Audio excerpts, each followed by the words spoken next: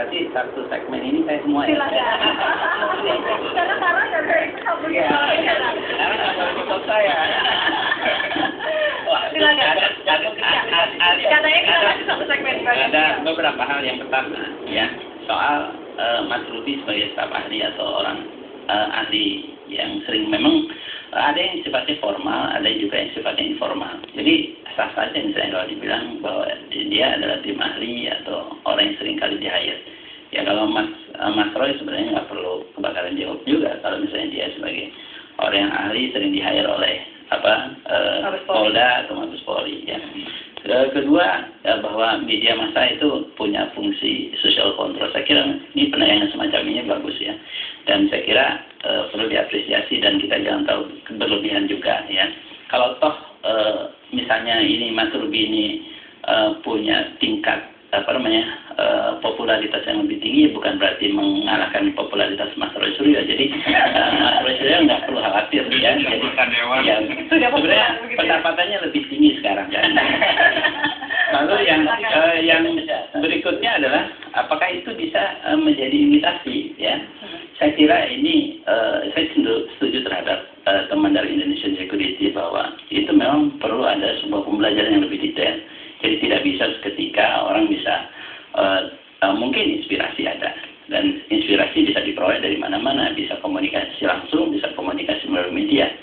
Dan saya kira memang ini harus ada semacam tutorial, dan memang itu hanya bisa dilakukan oleh orang-orang tertentu yang punya kemampuan berpikir. Yang perkosa itu adalah kejahatan yang hampir bisa dilakukan oleh siapa saja. Ya, kalau khusus untuk high-tech ini hanya kelompok tertentu saja yang bisa melakukan tindakan kejahatan semacam ini. Jadi memang beda, ya, kejahatan seperti perkosaan, pembunuhan, ya, atau pencurian dan lain sebagainya. Ya, memang itu ada dampak, ya, terutama buat anak-anak. Kalau buat orang dewasa mungkin ada dampak, tapi biasanya delay effect, ya. Nah, efeknya tertunda dan suatu ketika muncul ada keterdesakan atau mengalami situasi tertentu, dia bisa melakukan tindakan. Baiklah, kalau begitu. Saya sudah kasih kesempatan satu segmen begitu. Boleh tidak ditutup oleh dua sekali? Belum. Yang terakhir, yang lain, mestinya Mabes Polri sama Mas Roy memberikan penghargaan sama Mas Ruby, ya. Dan justru Mas Ruby itu menjadi kepanjangan tangan pihak Polri, karena Polri nggak perlu mengajarkan atau menginformasikan bagaimana cara menghindari dari kejahatan. Justru saya nonton di TV, selain penjelasan Ruby juga ada penjelasan bagaimana menghindari agar orang itu tidak terjebak. Ada hal yang lain yang ingin saya sampaikan juga, polisi jangan yang sekarang lagi paradigma baru, polisi itu ingin polisi sipil dan demokratis. Ya. Justru dengan kasus semacam ini, justru ini kontraproduktif buat kedekatan polisi dengan masyarakat. Ini nasabah ini masyarakat semua. Jadi mestinya harus dekat dan justru mendukung tindakan Mas Ruby. Terlepas saya nggak kenal sama Ruby, nggak kenal.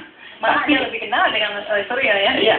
Ya mungkin itu, ya, nggak usah khawatir, maksudnya demokrasi. Iya, makanya saya bilang, ya, beda pendapatan nggak apa-apa. Baik kepada masyarakat. Itulah yang tidak dilakukan dulu.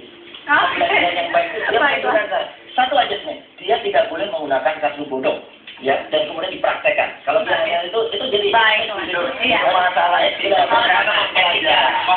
tidak ini tidak selesai namun yang harus saya garis bawahi. Boleh berbeda pendapat begitu, tapi yang jelas bahwa pelaku yang jahat yang harus ditangkap dan jangan dimasukkan